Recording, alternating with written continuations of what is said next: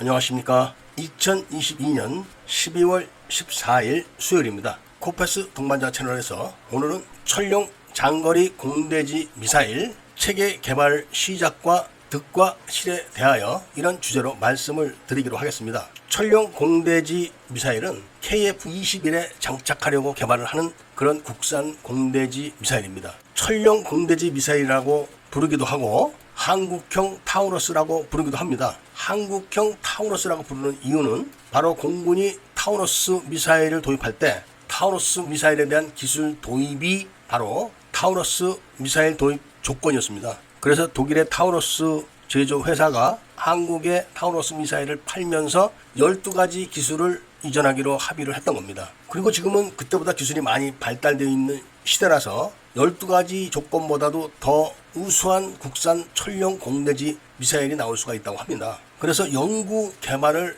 이미 끝냈습니다. 우리나라가 모든 미사일을 다 만들 수 있어도 공대지 미사일을 만들지 못한 이유는 플랫폼이 없기 때문에 시험을 할 수가 없는 겁니다. 그래서 공대지 미사일을 제작했을 때 미사일이 기체에서 제대로 분리가 되는지 안 되는지 이거를 확인을 해야 되는데 이게 굉장히 어려운 겁니다. 그래서 연구 개발 때 우리나라 공군의 팬텀기에다가 모형 타우러스 미사일을 달아가지고 3번의 분리 시험을 했는데 전부 다 정확하게 분리가 돼갖고 목표에 명중을 했습니다. 당연히 엔진이 없는 타우러스 미사일이기 때문에 사거리는 16km에 불과했지만 목표를 정확하게 맞췄다는 게 중요한 거죠. 그렇게 해서 지금 이제 체계 개발로 들어갔는데 뭐가 문제냐? 우선 천룡 공대지 미사일은 KF-21 기체 전용입니다. 그러면 국산 미사일을 만들어 놓고 다른 전투기에다는 장착을 못하냐? 이런 의문을 갖고 계시겠지만 미사일은 만들었다고 끝나는 게 아니라 기체에 체계 통합을 해야 되는데 그 체계 통합을 아무나 할 수 있는 게 아닙니다. 물론 그것도 독일 타우러스사에서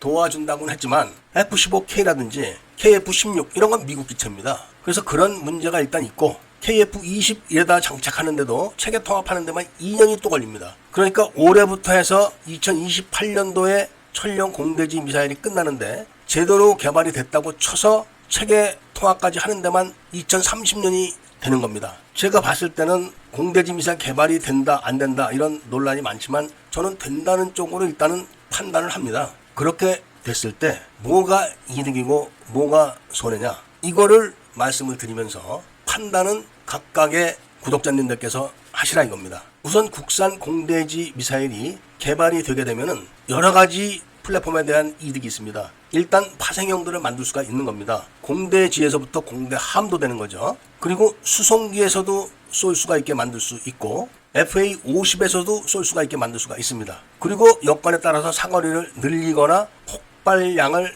늘릴 수가 있는 겁니다. 그리고 수출을 할 때도 국산이기 때문에 간섭이 없습니다. 이런 장점이 있는 겁니다. 그럼 손해는 뭐냐? 바로 천룡 공대지 미사일로 끝나는 게 아니라 이 천룡 공대지 미사일이 바로 KF-21의 사업 성패를 가르는 겁니다. KF-21은 2026년에 체계 개발이 끝납니다. 그래서 2026년부터 2028년까지 2년 동안 40대가 양산되게 됩니다. 이거를 블록 1이라고 합니다. 블록 1은 공대공 무장만 달고 공군에 납품이 됩니다. 그리고 2차 양산을 또 하게 되어 있습니다. 2차 양산이 80대입니다. 2028년부터 2032년까지입니다. 그럼 이 2차분 KF-21을 블록 2라고 부릅니다. 블록 2. 이 블록 2에는 당연히 공대지 미사일이 장착이 돼야 되는데 지금 공대지 미사일 개발 계획에 의하면은 2028년도에 개발이 끝납니다. 성공이 됐을 때를 말하는 거죠. 성공이 됐다고 쳐도 또 2년 동안 기체에 체계 통합을 해야 됩니다.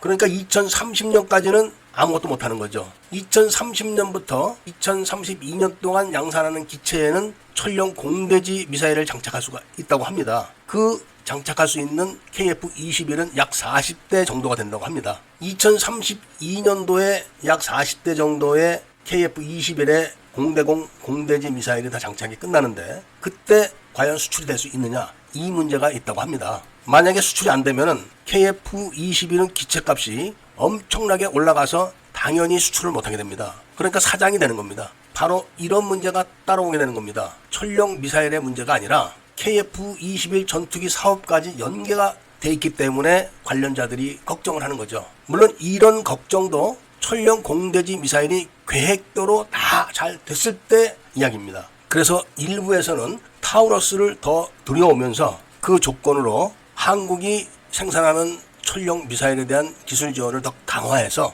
개발 시간을 단축을 시켜서라도 KF-21 사업을 망치지 않게 해야 된다. 이런 주장을 편 사람도 있었다는 겁니다. 이런 사실에 대해서 밀매 지식이 풍부한 구독자님들께서 각자 판단을 해 주시기를 부탁하면서 그 판단을 댓글로 좀 남겨주셨으면 좋겠습니다. 오늘 이야기는 이걸로 마치기로 하고 애국 시민분들과 밀매분들께서는 구독을 꼭 해주시고 좋아요와 알림 설정을 부탁드리면서 이야기를 들어주신 데 대해서 감사드립니다.